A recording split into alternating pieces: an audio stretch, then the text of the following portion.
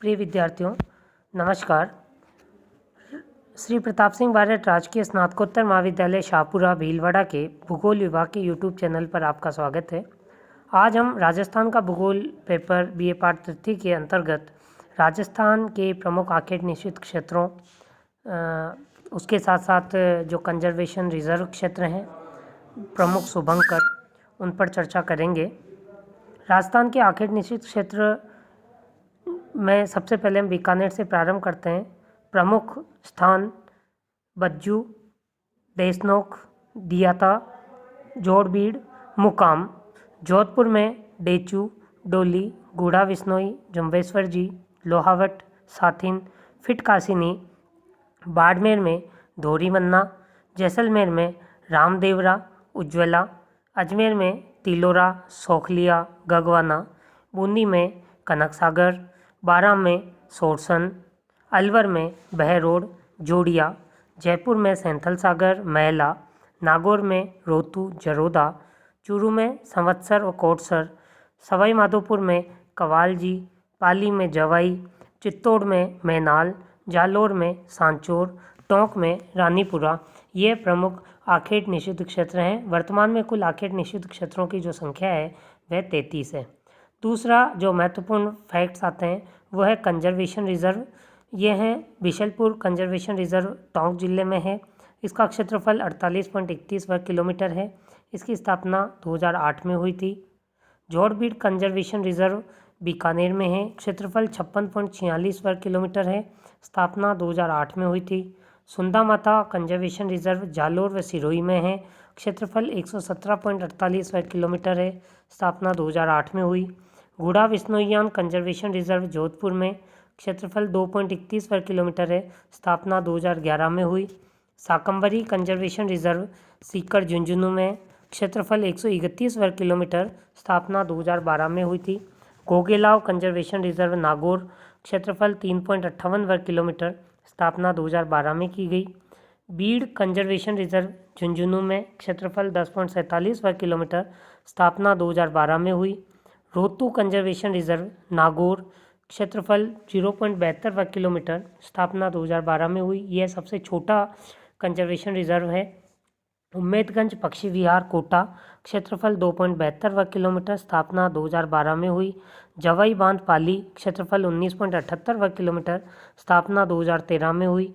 बंसीयाल conservation reserve Khetri Jhunjhunu. क्षेत्रफल 70.18 वर्ग kilometre. स्थापना 2017 में हुई। जीण माता कंजर्वेशन रिजर्व सीकर प्रस्तावित है। बड़ोपल श्री गंगानगर में प्रस्तावित है। अब हम अगला एक महत्वपूर्ण फैक्ट है इको टूरिज्म साइट। ऐसे स्थान जिनको पर्यटन विकास की बढ़ावा देने के उद्देश्य से राजस्थान सरकार ने 2010 में इको टूरिज्म साइट बनाने का निर्णय किया था। ऐसे 10 इको टूरिज्म साइट हैं। इसमें मैनाल जो है वो भीलवाड़ा और चित्तौड़गढ़ जिले की सीमा पर है। इसमें मैनाल में के नाम से है। मैनाल तकनीकी रूप से चित्तौड़गढ़ जिले में आता है, लेकिन मैनाल की भूमि और भीलवाड़ा जिले की भूमि को मिलाकर एक सामूहिक इको टूरिज्म साइट बनाई गई है। दूसरा हमीरगढ़ जो कि भीलवाड़ा में है, वहाँ हमीरगढ़ इको पार्क के नाम से इको टूरिज्म साइट बनाई गई है।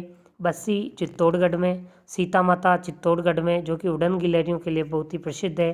पंचकुंड अजमेर में, सुंदा माता जालोर में, गूढ़ा विश्नोईयान जोधपुर में, मुकुंदरा हिल कोटा में तथा भैंसरोगढ़ चित्तौड़गढ़ में, नाहरगढ़ जयपुर में प्रमुख इको टूरिज्म साइट के रूप में विकसित किए गए हैं। राजस्थान के विभिन्न जिलों में शुभंकर बनाए गए और वह शुभंकर निर्माण करने वाला राजस्थान भारत का ऐसा पहला राज्य है जिसने वन्य जीव सुरक्षा हेतु प्रत्येक जिले के लिए एक विशेष वन्य जीव को वहाँ का शुभंकर माना है, ताकि उस जीव का उस जिले में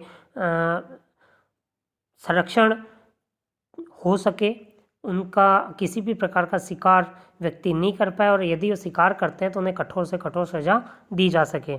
ये घोषणा वन विभाग द्वारा 2016 में की गई थी, जिसे वन्यजीव शुभंकर कहा जाता है।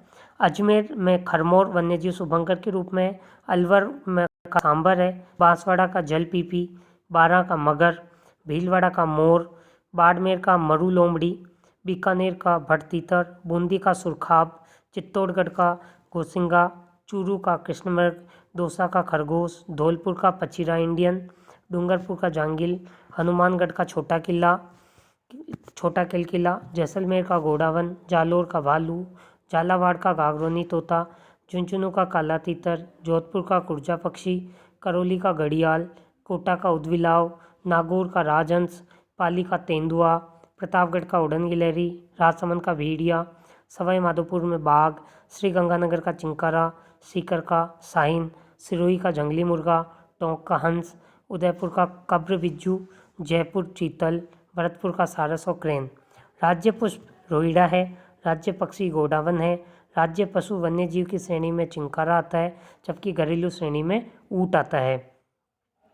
स्थापना के आधार पर हम वन्य जीवों की कर रहे हैं, क्योंकि काफ़ी बार प्रतियोगी परीक्षाओं में पूछ लिया जाता है। हम उस आधार पर बात करें स्थापना वर्ष के आधार पर, तो 1955 में 5 वन्य जीव उद्यान स्थापित हुए थे। सरिस्का वन विहार, दर्रा वन्य जीव उद्यान, केसरबाग और रामसागर वन्य जीव उद्यान। 1957 में जयसमंद वन्य जीव उद्यान की स्थापना हुई। 1960 में माउंट आबू सिरोही अभयारण्य की स्थापना हुई। 1962 में ताल छापर वन्य जीव उद्यान, 1971 में कुंभलगढ़, 1975 में जवाहर सागर, 1979 में सीता माता राष्ट्रीय चंबल घड़ियाल और नाहरगढ़ वन्य जीव उद्यान की स्थापना 1980 में हुई। 1981 में राष्ट्रीय मरु उद्यान, 1982 में जमवा रामगढ़ तथा रामगढ़ विषधारी वन्य जीव उद्यान, 1983 में केला देवी, शेरगढ़ वन्य जीव उद्यान, भैंसोटगढ़ वन्य जीव उद्यान, फुलवारी की नाल वन्य जीव उद्यान, टाटगढ़ रावली वन्य जीव उद्यान, 1984 में सवाई मानसिंह वन्य जीव उद्यान, 1985 में बंद बारेठा वन्य जीव उद्यान, 1987 में सज्जनगढ़ वन्य जीव उद्यान, 1988 में बस्सी वन्य जीव उद्यान, 2012 में सरिस्का ए वन्य जीव उद्यान। अगर इन्हीं वन्य जीव उद्यानों को हम जिले के आधार पर बात करें, तो अलवर जिले की जो अभ्यारण्य है वो सरिस्का और सरिस्का है। उदयपुर में जयसमंद है, सज्जनगढ़ है और फुलवारी की नाल है। जयपुर में नाहरगढ़ और जमवा रामगढ़ है।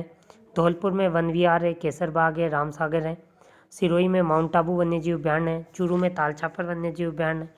बूंदी रामगढ़ विषधारी वन्य जीव उद्यान, करौली केला देवी वन्य जीव उद्यान, बारा में शेरगढ़, चित्तौड़ में भैंसोटगढ़ व बस्सी, भरतपुर में बंद बरेठा, सवाई माधोपुर में सवाई मानसिंह वन्य जीव उद्यान, जैसलमेर और बाड़मेर में राष्ट्रीय मरु उद्यान, कोटा झालावाड़ में संयुक्त रूप से दर्रा वन्य जीव उद्यान, कोटा बूंदी और चित्तौड़ में जवाहर सागर वन्य जीव उद्यान, उदयपुर राजसमंद पाली 3 जिलों में कुंभलगढ़ वन्य जीव उद्यान, प्रतापगढ़ चित्तौड़ उदयपुर 3 जिलों में सीता माता वन्य जीव उद्यान, अजमेर राजसमंद और पाली में टाटगढ़ रावली तथा जो कोटा जिला है वहाँ राष्ट्रीय कोटा बारा में राष्ट्रीय चंबल घड़ियाल अभ्यारण्य विस्तृत है। ये जो सभी फैक्ट्स हैं ये प्रतियोगी परीक्षाओं में भी सीधे सीधे पूछे जाते हैं, और इसमें आपको बहुत अधिक मदद इस वीडियो के माध्यम से प्रतियोगी परीक्षा की तैयारी में भी मिलेगी। मैं आशा करता हूँ कि आपको वीडियो अच्छा लगा होगा। धन्यवाद।